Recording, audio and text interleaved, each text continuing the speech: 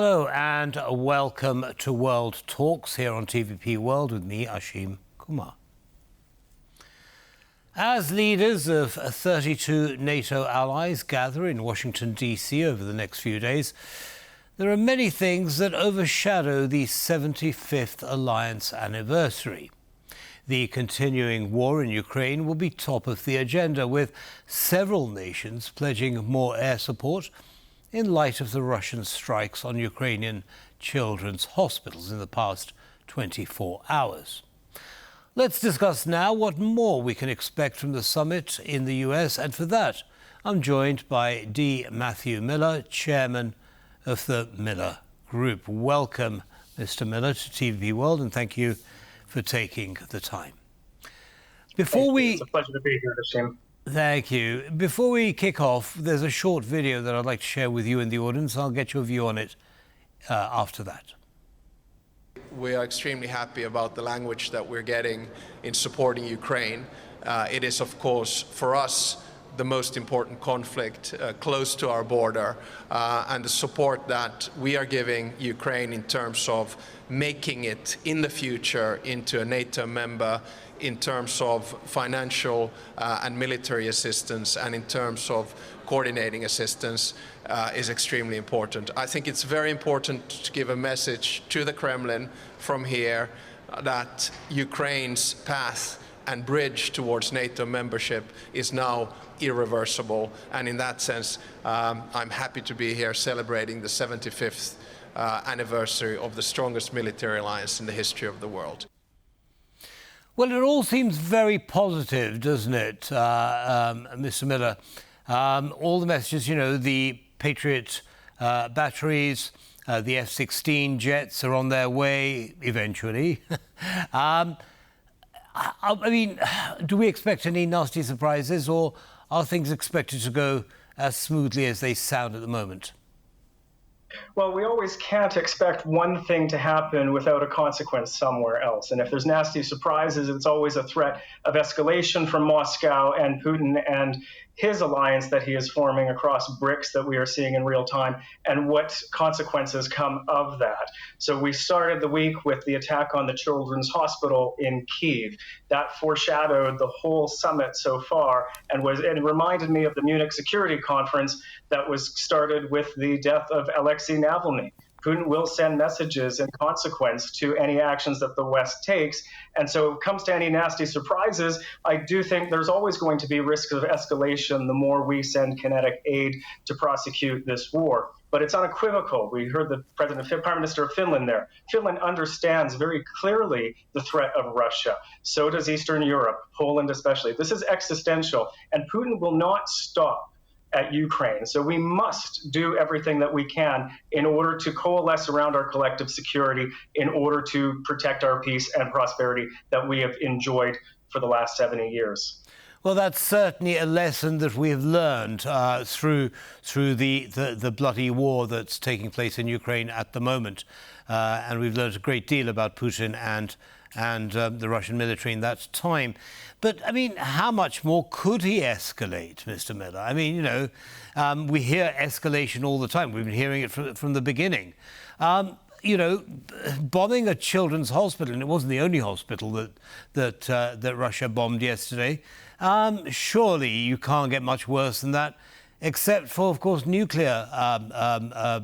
tactical nuclear weapons, which Russia's been warned against by China. So what more can they do?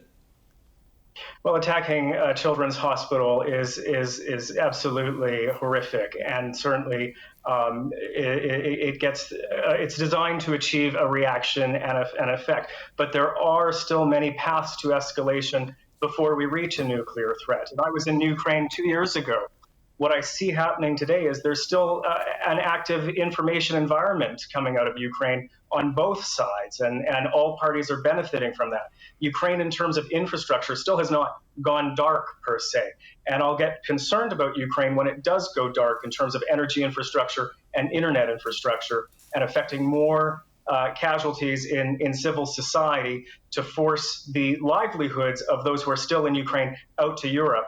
Russia's very sophisticated. They play a game of denial of access, and there's ways that you can continue to escalate and put pressure on NATO and especially Europe without having to fire shots or take kinetic action. We have to remember that this is not just a conventional war. Simultaneously, this war is happening in cyberspace, in the economy, and in outer space. And we're seeing that every day outside of just the domain of the theater of war in Ukraine. So we have to remember that we are in a state of global gray zone conflict at a time of multipolar great power competition. And with China at the table, Iran at the table, and North Korea at the table, we have to be prepared for more, and we have to continue to build resilience and capacity across our alliance to prepare for those threats. Indeed we do. And to add to that long list of elements of the hybrid warfare, of course, you have the migrants that are being sent to the Polish border, and the election interference that's been taking place. Now China's a little bit upset at the moment. They just read something about China lashing out at NATO after Jens Stoltenberg accused it of supporting Russia's war in Ukraine. And he said that on the eve of the summit in Washington. This upset China for some reason. Surely this is no big secret, is it? Well, China is a face-saving culture, and so they're always going to be sensitive and upset no matter what action we take. So in order to deal with the Asia-Pacific threat and that of China, we have to learn how to work across our cultural differences in order to better understand what it is they truly want. Of course, they'll be upset with the Asia-Pacific security partners being activated in closer cooperation. But we have to understand, especially from a European perspective, that what happens in the Asia-Pacific is not mutually exclusive. It will affect Europe in terms of economic outcomes or other causes of effect. So in keeping that in mind, Hashim, we have to have a strong, united, collective security that includes our Asian partners. Not enough is being done to support that, and certainly there's a lack of appreciation in Europe on how that is interlinked. Well, so it would seem, Mr. Millar. I mean, if we kind of think back a little bit, what Europe and the West, and of course I use this to describe all democracies, including Australia and so on, are doing is actually responding to Chinese aggression, both economic aggression and military aggression, for example, in Tibet and towards Taiwan, threats of closing the Taiwan Straits, all of those. And so, quite frankly, it's simply calling the pot calling the kettle black, isn't it? I mean, Europe's responding to China's aggression.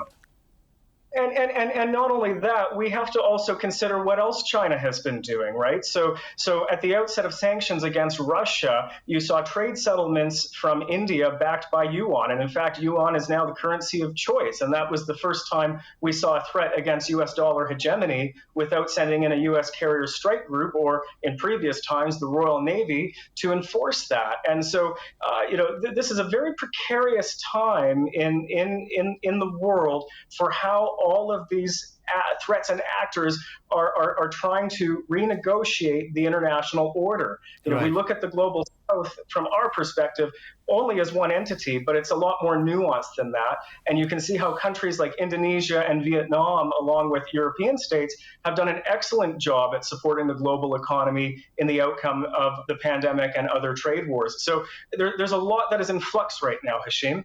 There certainly is, and if one considers the two groups, if you like, if I can put it like that, so you've got China, North Korea, Russia, and Iran. They do make quite a powerful alliance, don't they? Iran with all the money, China with its international reach and population, of course. Is the West and NATO ready for them? I don't think they are, and you're right to say that they are coalescing. We only had to watch the news in recent weeks to see how closely all these ties are becoming. And some days it feels like we're powerless to change that inertia. I can give you an example.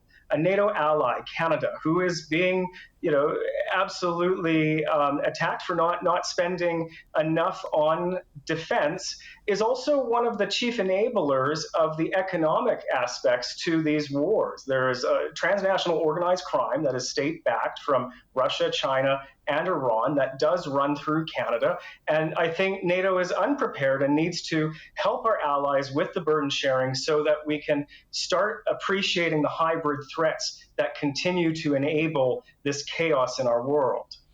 Indeed, and in fact, this is something that President Trump commented on quite recently and while he was president. And although there has been a shift with some countries spending more than their 2% of GDP on defence, Poland being notable as the highest spender, with 4%, Canada is still lagging behind. What's to be done with the countries that lag behind, Mr. Millar?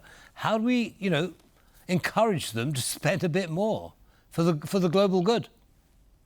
Well, I think it comes down to transatlantic burden sharing. I mean, Canada is going to be experiencing a threat to sovereignty in the future with the Arctic and in the North.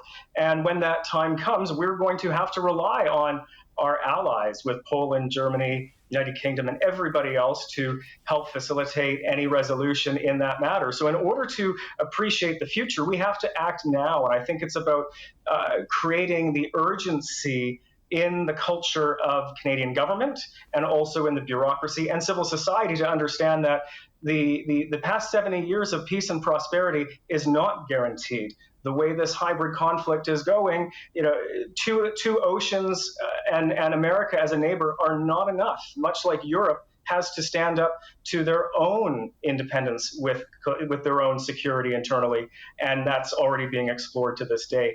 Hashim, the other interesting point on China to consider is the fact that they are very insidious with how they operate economically, and we are not doing enough geoeconomically to understand how to prevent and disrupt. Every day we talk about the NATO summit, we are still looking at it in terms of conventional warfare, and we're not having a full appreciation of everything that is happening geoeconomically.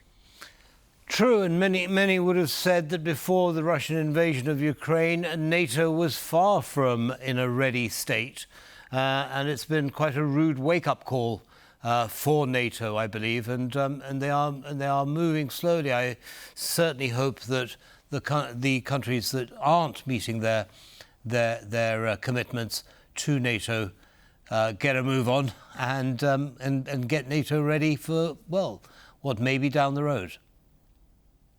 I agree with you completely, Hashim. It's important. I think the key takeaway from the summit this year is the need to appreciate the threats as they are, the urgency behind those. Our adversaries and enemies have the benefit of a lot of time and strategic plans that they are enacting on decades-long cycles when we are beholden to political cycles of every 4 years. We're forever having limitations based on our structure, and we have to do better. We can't just have new administrations come in and throw out the last 4 years of progress and work right at day one. Well, that would seem to make sense, Mr. Millar, and hopefully this has been a learning experience for the world. Thank you very much for coming along and sharing your expertise with our audience. Have a good day. You too. Thank you, Hashim. Thank you. And that's all from us here on World Talks. Good night.